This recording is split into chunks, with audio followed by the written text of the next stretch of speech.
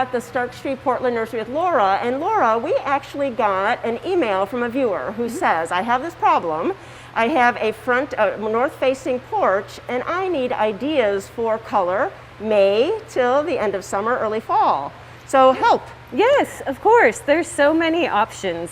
And the truth with shade is to embrace not just flowers, but foliage and texture, because there's so many delicacies in the shade palette for that, which is really fun.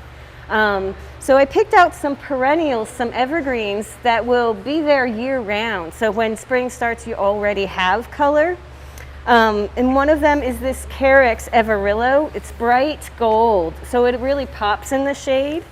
And it kind of can spill over the edge of the pot a little bit. Lovely. And then you can contrast it with different coral bells, the heuchera. Look at that. And you've got a nice color contrast in the burgundy. You can pick up the colors in the pots. So those are a couple of plants that will be year round. Right. And then you can supplement that with other annual type things. So we don't have pansies and primrose this time of year. So what do you suggest for like summer? For summer color, my favorites are the begonias. Oh, look at that. That is beautiful. Yeah, nice and bright. I love begonias. They don't require a ton of water. So when you're busy in the summer and doing a lot of things, the begonia's still going to be happy with you.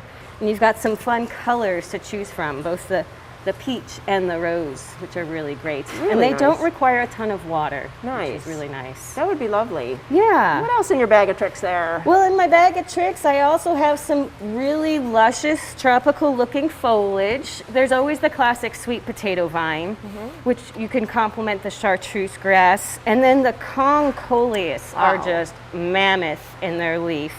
And who needs a flower with that bright color? Right. How dramatic. Very dramatic. Really lovely.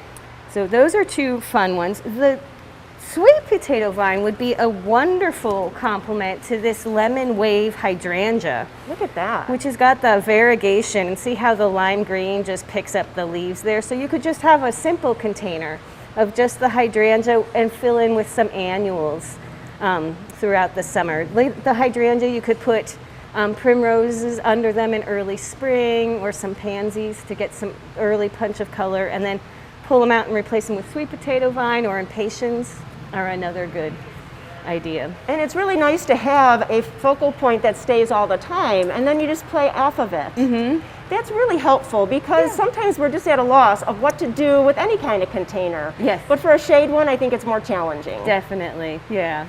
Well, I think when you come to Portland Nursery, either on Division or on Stark, they have so many people that are very well versed in all kinds of plants. We're actually right now in the shade house, so you'll find shade perennials in here, shade shrubs. But really, please go to gardentime.tv or quickly over to their website. You can find out all about their hours, and really to get out here and get some more plants for your container or for the garden. Thanks so much, Laura. Thank you, Judy.